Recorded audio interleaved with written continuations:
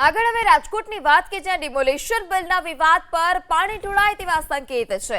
તપાસ કમિટીની રચનાના નામે કોલુડીમાં ગોળ ભાંગવાની શરૂઆત। રેટ કોન્ટ્રાક્ટ વાળા બિલોને મેયરે અત્યારે જ ક્લીન ચીટ આપી દીધી। રેટ કોન્ટ્રાક્ટથી થયેલી ખરીદીને મેયરે અત્યારથી જ કાયદેસર ગણાવી છે। પાણીના બિલમાં રેટ કોન્ટ્રાક્ટ થયો હોય તેમાં કાર્યવાહી શક્ય ન કરી શકાય, કાર્યવાહીની શક્યતા નહીવત હોવાની વાત પણ મેયરે કરી। ત્યારે 2-3 રૂપિયાની પાણીની બોટલના 8 રૂપિયા કેમ તે મુદ્દે મેયર પાસે કોઈ જ જવાબ નથી। પત્રકારોના અણીદાર સવાલોનો પણ મેયર પાસે કોઈ સ્પષ્ટ જવાબ નહીં। કાયદાકીય રીતે કોર્પોરેશનમાં કમિશનર પર ભરોસો રાખવો જરૂરી હોવાની વાત મેયરે કરી। વધુમાં તેઓએ કહ્યું કે કમિટીનો રિપોર્ટ આપ્યા બાદ જ ભ્રષ્ટાચાર મુદ્દે સ્પષ્ટતા થશે। કાયદાની જોગવાઈઓ પ્રમાણે સખત કાર્યવાહી કરાશે। રેટ કોન્ટ્રાક્ટ મુદ્દે થયેલી ખરીદીને ગેરકાયદેસર ન ગણાવી શકાય। જે વિષય અમારી સામે આવ્યો તો એ માત્ર 27 લાખનો જ એજન્ડામાં આવ્યો છે। બાકીનું બધું રેટ કોન્ટ્રાક્ટ છે। રેટ કોન્ટ્રાક્ટ અમારી પૂર્વે થઈ ચૂક્યા છે, એટલે એના મુજબનું ચૂકવણું થયું હોય તો એ અમારા કન્સર્નમાં ન આવે। રેટ કોન્ટ્રાક્ટ થયો છે એનો અર્થ કે વૈધાનિક સ્વરૂપ છે। હવે એને રિવ્યૂ કરીએ ત્યારે બાકીની ચર્ચા થઈ શકે, પરંતુ અત્યારે તો તમે એમ કહો કે આ ગેરકાયદેસર છે કે નહીં, તો રેટ કોન્ટ્રાક્ટ એ જ કહું છું। 2023માં જે પરિસ્થિતિમાં રેટ કોન્ટ્રાક્ટ થયો હશે એ પરિસ્થિતિનો જવાબ 2026માં સીધો દેવો મુશ્કેલ હોય છે। તેમ છતાં પણ આપના માધ્યમથી જે ચર્ચા આવ્યો ને અમે લોકો પણ ગંભીર વિચારણા કરી છે અને આપણા પત્રકાર વિદ્વાન પત્રકારશ્રીએ કીધું એમ ખૂબ સમય પણ નહીં લઈ। રેટ કોન્ટ્રાક્ટની પોલિસી પણ અમે ટૂંક સમયમાં તમને જાહેર કરશું। તો રાજકોટના ડિમોલેશનના બિલ વિવાદ મુદ્દે કોલુડીમાં ગોળ ભાંગવા જેવી સ્થિતિ। ડિમોલેશનના ખર્ચને લઈ મ્યુનિસિપલ કમિશનર તુષાર સુમેરાનો ગોળ જવાબ। જંગલેશ્વર ડિમોલેશન સૌથી મોટા ડિમોલેશન પૈકીનું એક હોવાની વાત કમિશનરે કરી। વધુમાં તેઓએ કહ્યું કે ખર્ચ બાબતે આશંકા છે તે અમે ચકાસણી કરવા તૈયાર છીએ।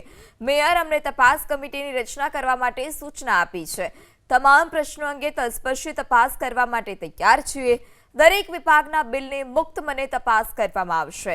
ગેરરીતિ જણાતી હશે તો પેમેન્ટ અટકાવીશું। જો પેમેન્ટ થઈ ગયું હશે તો પણ કાર્યવાહી કરાશે। અમે અમારા સિનિયર ઓફિસર્સથી કમિટી બનાવીશું અને એને ઓર તટસ્થ રાખવા માટે હું આપને પાછું ક્લેરિફાઈ કરું છું કે જે અમારા ડિમોલિશનના મેઇન ઇન્ચાર્જ ઓફિસર હતા, અમારા ઈસ્ટ ઝોનના ડેપ્યુટી કમિશનર શ્રી પ્રતિકભાઈ પટેલ, એ આખા ઓવરઓલ ઇન્ચાર્જ ઓફ ડિમોલિશન હતા એમની જે આ તમામ ઓર્ડર પ્રમાણે। એમને પણ આ કમિટીના સદસ્ય નહીં રહે।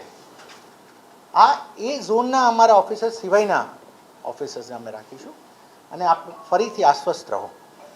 પબ્લિક મની એનો યોગ્ય યુઝ એ અમારી પોતાની જવાબદારી છે અને એની બાબતમાં અમે એન્શ્યોર કરીશું કે આ કોઈ પણ સંશય, આજ સુધી થયેલા કોઈ પણ વ્યક્ત થયેલી શંકા, સંશય કે એના કોઈ પ્રશ્નો કે એની બહારના પણ કોઈ પણ પ્રશ્નો હોય એ તમામ બાબતમાં ખૂબ ડિટેલ સ્ક્રુટિની થશે એન્ડ વિલ એન્શ્યોર ઇટ। તો રાજકોટ ડિમોલેશનમાં પાણીની બોટલનો લાખોના ખર્ચનો વિવાદ। પાણીના કોન્ટ્રાક્ટરને બચાવવા માટે ધારાસભ્ય ઉદય કાનગડ મેદાને ઉતર્યા। ટેન્ડર બહાર પાડી કોન્ટ્રાક્ટ અપાયો। ટેન્ડર વગર કોન્ટ્રાક્ટ અપાયો નથી। પાણીની 1-2 હજાર બોટલ લેવાતા સમયે જ મામલો ધ્યાનમાં ન આવ્યો। મોટી માત્રામાં બોટલો લેવાઈ ત્યારે જ સમગ્ર કૌભાંડ સામે આવ્યું। મીડિયામાં પાણી કૌભાંડ ગાજતા ધારાસભ્ય ઉદય કાનગડ હવે મેદાને ઉતર્યા છે। મીડિયાના સવાલો બાદ ધારાસભ્ય ઉદય કાનગડની સ્પષ્ટતા। ખોટા બિલો મુકાયા હોય તો જવાબદાર તમામ સામે કાર્યવાહી થવી જોઈએ। કોઈ 1-2 અધિકારીઓએ ભૂલ કરી હોય તો તપાસ થવી જોઈએ। 2 કે 5% પણ ખોટું થયું હોય તો પણ તપાસ થવી જોઈએ। આવડું મોટું ઓપરેશન થયું છે અને ઓપરેશન થાય ત્યારે ખર્ચો થાય તે સ્વાભાવિક છે, પણ ક્યાંય નાના મોટી કોઈ નીચેના કોઈ અધિકારીએ કે કર્મચારીએ આવી કોઈ ગેરરીતિ કરી હોય તો એની ઉપર સંપૂર્ણ તપાસ કરી અને પગલાં લેવામાં આવે। મેં કીધું ને જે ક્યાંય 2-5% ખોટું થયું હશે તો એની ઉપર કાર્યવાહી થવી જોઈએ। બાકી તમને કહું આખું જે ડિમોલેશન આવડું મોટું થયું છે, આટલા લાખ હજારો કર્મચારીઓ કામ કરતા હોય, દિવસ રાત એની જમવાની વ્યવસ્થા, એની બીજી બધી આંતરિક બીજી વ્યવસ્થાઓ એ તંત્રએ શાંતિપૂર્વક પાર પાડી। આ વાત ખૂબ મોટી છે। 1000-1500 બોટલ લેવાતી હોય ત્યાં સુધી કોઈના ધ્યાનમાં ન આવ્યું, પણ આ મોટી માત્રામાં બોટલો ધ્યાનમાં આવી ત્યારે તમારા ધ્યાનમાં પણ આવ્યું ને અમારા ધ્યાનમાં પણ આવ્યું, કારણ કે આ રેટ કોન્ટ્રાક્ટ ઉપર હોય।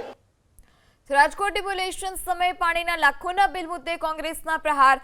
તત્કાલીન વિપક્ષી નેતા વશરામ સાગઠિયાના શાસકો પર ગંભીર આરોપ. રાજકોટ મનપાએ જનતાના ટેક્સના રૂપિયાનો વેડફાટ કર્યો. ડિમોલેશન સ્થળે ફ્રીમાં લોકોને પાણી પીવડાવાતું હતું. રાજકોટ મનપાએ પીવાના પાણી પાછળ 23 લાખનો ખર્ચ કર્યો છે. ગરીબોના મકાન તૂટી રહ્યા હતા અને મનપાના અધિકારીઓ મેજબાની માણતા હતા. તાત્કાલિક સ્ટેન્ડિંગ કમિટીના ચેરમેને ઈગોના હિસાબે મકાનો પાડ્યા છે. રાજકોટમાં જંગલેશ્વરના ડિમોલેશનમાં બહેનો જે રીતે રડતી હતી, નાની દીકરીઓ જે રીતે રડતી હતી, એમાં એક પણનું હૃદય દ્રવ્યું નથી. કે પછી કમિશનર હોય કે જે તે સમયનો સ્ટેન્ડિંગ ચેરમેન હોય, આ બધા જ લોકો હસતા હતા. હકીકતમાં એને શરમ લાગવી જોઈએ કે નાના માણસો, ગરીબ માણસો જે 50 વર્ષથી પોતાને ત્યાં મકાન બનાવીને રહેતા હોય, એવા લોકોના મકાન 2 માળના હોય, 3 માળના હોય, સિંગલ માળના હોય કે પછી પતરાવાળા હોય, એ બધાને પાડી અને પોતે કાંઈક મોટો મીર માર્યો છે એવી રીતે છાતી કાઢીને ચાલવાવાળા લોકોને મારે કહેવું છે કે તમે આ શું કર્યું? રાજકોટમાં 3 કરોડ રૂપિયા ઉપરનો જે તમે ભ્રષ્ટાચાર કર્યો છે, 24 લાખ ઉપરના તમે નાસ્તા કરી ગયા છો, જેમાં ખજૂર પાક અને કાજુ કતરી જેવા નાસ્તા કરે તમારા ઘરે જોયા હતા. આને તમને શરમ લાગવી જોઈએ કે રાજકોટના લોકોના પરસેવાની કમાણીના પૈસા, ટેક્સના પૈસા તમે જે રીતે ઉડાવી રહ્યા છો, આ ન ઉડાવવા જોઈએ. રાજકોટમાં 12.5 લાખ ઉપરનું પાણીનું બિલ. અરે શરમ કરો, સત્તાધીશો શરમ કરો. કારણ જે લોકોએ તમને ત્યાં મફતમાં પાણી પાતા હતા, મફતમાં લોકો, રાજકોટની પ્રજા અને જુદી જુદી સંસ્થાઓ દ્વારા મફતમાં પાણી વિતરણ થતું હતું, મફત જમાડતા હતા લોકોને, એમાં તમે મફત ન ખાવ તો કાંઈ નહીં, પરંતુ ખોટા બિલ તો ન રજૂ કરો.